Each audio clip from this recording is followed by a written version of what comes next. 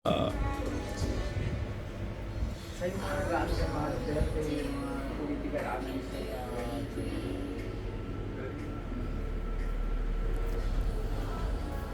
Matagal pa ba kayo dito, bossing? You have been here for a long time? You have been here for a long time? sa Amsterdam, isang meeting mo? Hindi, doon ako sa Hague. Wait pala. Oo, kasi alam mo yung arbitration, South China Sea, mga ganun topics. Yeah. Sige. Cigarettes. So, matagal na kayo dito, bossing? Matagal na, matagal na. Graduate siyang military dito. Ha? Spanish military siya. Ah, you're military? As in, Espanyol? Espanyol. Dito ako pinanganak. Military bro. Ah, what branch? Navy? Airborne. Air Force ka? Airborne. Airborne. Airborne yung bababa. Pero... Yeah. Ayos ah. So medyo expeditionary din yan pag mga airborne, di ba? Kailangan i-drop off kayo kung may ano. Kailangan may invade or something. Ayos ah. Oh bro. Kami dito pinakandang dito. Oh, nice bro. So kailan kayo nag-set up dito, bossing? 2019. Ako Ah, just before pandemic? Paano kayo nag-adjust ng pandemic? May tao pa rin? Sakto lang. Hindi, naswerte ako kasi essential kasi pagkain. Sa bagay, yeah, people have to come. You're right. Yeah, you're right. 2 months. Oh, hindi siya. 2 months Oh. lang ako nag-start tapos okay na. Saka yung mga ano. Back to business ka agad, oh. Store ka doon. Correct. Well stocked up doon. Dito sila bumili. Yeah. So ano yun? Paano yung supply niya dito, bossing? Saan yung import yung mga stuff? Iba akong mga supplier ko, mga Chinese, Oh, ang lahat meron, no? Indian, Japanese. Yung Pinay stuff mo, Ito, bagong. Ito. Ito, bagong to, di ba? Oh, yan. Bago. Kung natin yan, bro. Ayos, ah. Ito, bro. Favorite mo. Mga snacks yun, mga soy sauce. Yeah, talagang Favorite mo. parang malaking sari-sari store to. Higanteng sari-sari store. Yeah, I know, bro! Oh, man, yeah! Sabi ko nga, parang higanteng sari-sari store, ah. Nostalgia, no? Parang hindi mo mamiss ang Pilipinas. Kaya Ah, nice, bro. Nice, nice. Nice job, brother. That's great. Oo nga, no? Talaga dito lahat, ah. Parang nasa grocery lang ako sa Manila. Ayos yun, ha? Okay. Okay, John. 2 tenants.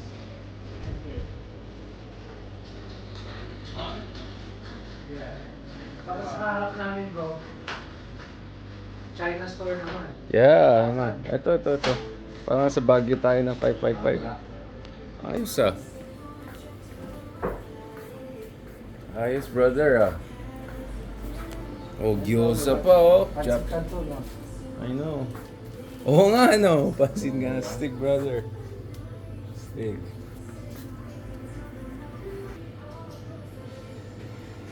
Yun, no? 555 Sardinas. Judy Ann Santos. Yeah?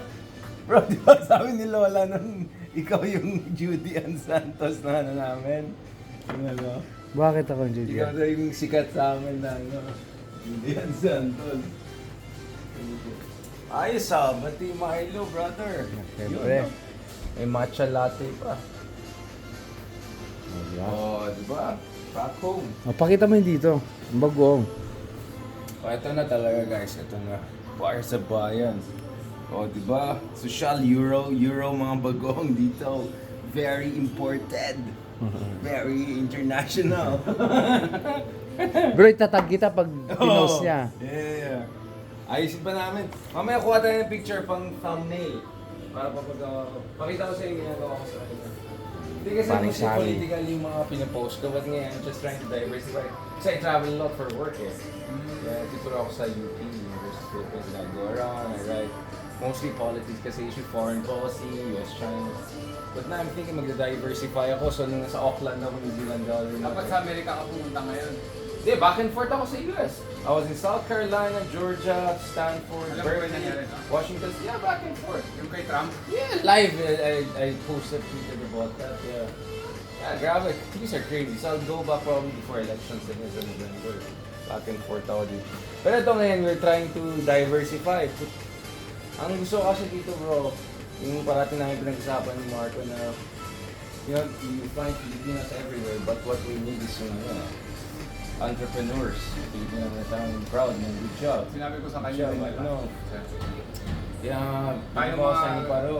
makakabang bata pa. Yeah. Kaya- Exactly, habang may pasensya ka pa. Oo. Tsaka tinatayo natin yung pangalan natin Yeah, dito, bro, exactly. mga Sige. Pinoy. Siyempre, I know. Oh, ¿cómo estás? Okay. ¿Qué pasa? How did this thing come about, brother? Paano Paano nabuo itong lugar na ito? Well, bago nagubuksan, yung problema lang dati nun, kailangan kasi namin ng produktong Pilipino. Right. Ngayon, Yun, no? Yeah, sige lang. Sa ano meron? Oh, kompleto pala eh. Oo, Parang nasa sari-sari store lang ako sa Pinas. Na malaking supermarket. Pero risk-taking yun, ha? So you opened this, bro, just 2019, just before pandemic, no? before pandemic. Oo. So Pero ano siya dati, yung bodega lang. Bodega to dati. bodega dito. Nakikihati ako ng yung Or siya- delivery ka natin, di ba? delivery so parang, lang. deliver. So parang ano ka lang. parang ginawa ko lang siyang bodega. Yeah. Sige lang, don't worry about it. So dati you just had the corner lang, tapos eventually tinake Oo. over mo yung buong area. Ayos, Yung office to dati ng ng mga real estate. ano to, real estate building, mga agent, yung parang mga bahay-bahay na binebenta. Ayos So eventually took over. Magandang pwesto to, right here, thoroughfare, main roads na yan, di ba? And Nag-umpisa sa magkatabi kayo Asian food talaga. Kaso pag summer, maraming turista. turista, yeah. Kaya pinag-mix ko na ng mga alak, mga drinks. So, obviously you have also Chinese, Japanese, Asian. Oo. Korean, Para sa mga Thai, yan, yeah. Mga Asian store, bro. Do the other Asians also come over here? Yeah, bro. Yeah. Restaurant din, meron din mga Yeah, restaurant. yeah. Ayos Tapos iba-iba yung suppliers mo, no? Supply din siya sa mga restaurants dito, bro. So diretso ka rin supplier. Kaya halo din yung Ayos. mga sauce. Ayos So nung pandemic, kamusta? Paano ka nag-adjust? Sakto lang naman. Parang mas marami pa nga akong trabaho nung pandemic. Oo, sa bagay. Kasi ito nagsara yung halos lahat eh. Right. So kumbaga ito yung first and last resort ng tao, di ba? Kasi wala ka nang mapuntahan na iba, di ba? Ayos, may mga sanguko ka pa. Oo, para sa mga Ayos, kabataan. brother, Ayos, brother, So yung market mo dito, diverse, no? Diverse. Pero yung mga ibang Pinoy, dumadaan din sila dito? Dati, kaso meron na rin kasing isang branch sa Visa Town. So yun yung kalawan mo. Ngayon, hindi, meron ako kaming isa doon. Branch mo? Maharlika din. talaga? Malit, mas malit lang siya. Nagpa-branch out na si Kuya. My man, represent. Okay lang, yung customer mo, may kausap din. Ayos pati mga shampoo, ganun. Good bro, ako parating sinasabi si Marco din, di ba? We need more Filipino entrepreneurs, bro. We have to make our mark kasi may Chinese, may Indian restaurant, may Thai restaurant. Minsan makikita mo lahat ng trabaho, Filipino pa, di ba? So I'm really proud. Yun talaga ang goal ko, yung tayo Sabi yung naman maging ako yung distributor. shirt mo. Sabi ko, Shopee ba yan? Din sa Pilipinas, alam mo yung Shopee, di ba? Yung online order. Hindi. Pinagawa ko na, Ayos, umuwi lang ako nung February. Stick brother, Talagang pinaghirapan mo. Tapos color scheme pa, Ito, nung pumunta ako kay Wang Od. Yeah. Oh, pumunta ka sa Wangkod. Nice! So, hinawa ka. Gumawa ng Hindi ako hindi. Pero yung kaibigan ko. ganun siya, di ba? Kaya yung iba, umiiwas na kay madam Love it. Gangster ka pala, brother. Ilocano ka rin?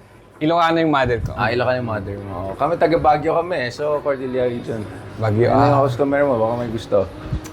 ¿Te Bro. ayudan algo? ¿Tienes tabasco? Tabasco, sriracha, ¿Y wakame tienes? Sí, congelado. ¿Dónde está? De 1 kilo, ¿está bien? Hostia, bueno. ¿Cuánto Sí. sale? 10 con 15 creo que está zapa.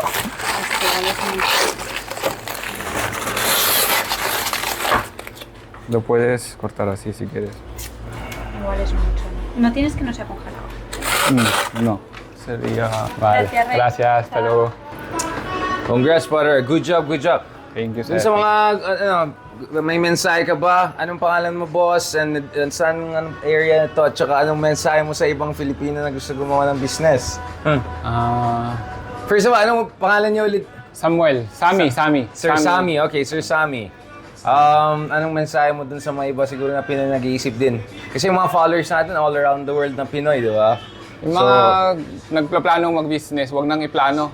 Execute. Gawin, wag lang Wag lang just dito talk sa about it, utak. yeah. Kailangan action. Yeah, action. Kasi minsan na ano tayo napupuno lang tayo ng ideya. Yeah. Tapos habang tumatagal, Time is gold, sabi nga nila, di ba? Yeah. Tsaka habang bata ka pa, yung may Habang energy ka, pasensya. Kasi there's risk always. It's never 100%, no? But you have to be more risk taker, no? Risk taker talaga. And so- Business naman si risk taker. Yeah. Tsaka ano ba naman kung malugi ka? Yeah, you can start again, especially You yung can start bata ka again. pa, di ba? Pero at least, nagawa mo yung na plano mo. Bueno, ako kasi ganun ako eh. Yung, hindi ko iniisip masyado yung malugi o basta gusto ko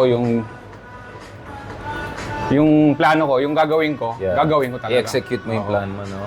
Stick to the plan, go. Lagi kong sinasabi kay Marco din eh, yung... Yeah. Kasi hindi ko alam kung may story rin yan sa buhay. Yeah, so may vlog kami separate sa kanya, oh. Na ano din yan, kaya sinabi ko sa kanya, yung energy mo, iubos mo sa Right. magandang bagay, hindi sa negative. Right.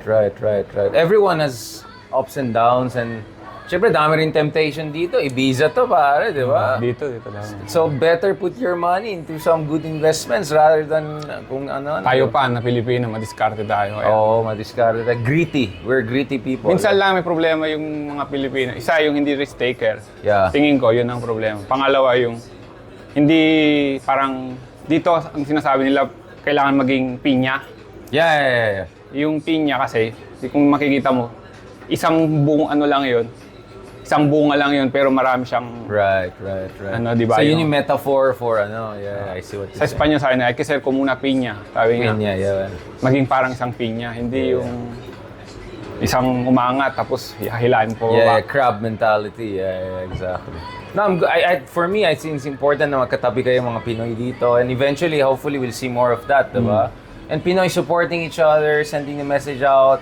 Hopefully, we'll see more Pinoy. Kasi ako, frustration ko, brother. I mean, I travel a lot all around the world. This year pa lang, this is like 7th, 8th international travel ko. I see a lot of Filipino, but not a lot of Filipino restaurants. I see a lot of Filipino, not a lot of Filipino businesses. I see Thai, I see Vietnamese, China, India, given na yan. So I'm always happy and very proud when I see more and more Pinoys getting into it. Yun nga, it's just the risk appetite konti, no? Tsaka konting tapang. At konting may ambition sa buhay, di ba? You know, I mean, it's great to work. It's marangal na trabaho yan. But sometimes maybe you wanna also mamarkahan mo yung Pilipinas, di ba? Put it on the map, yeah. Yun. Yun, puro na map. Yun ang talagang gusto ko eh. Yun yung Yeah. malaking pangarap ko. Yung maging makilalang Pilipino. Right. Mabuhay ka, pare. Thank you very much. Muchas gracias. Thank you. Gracias. Adios.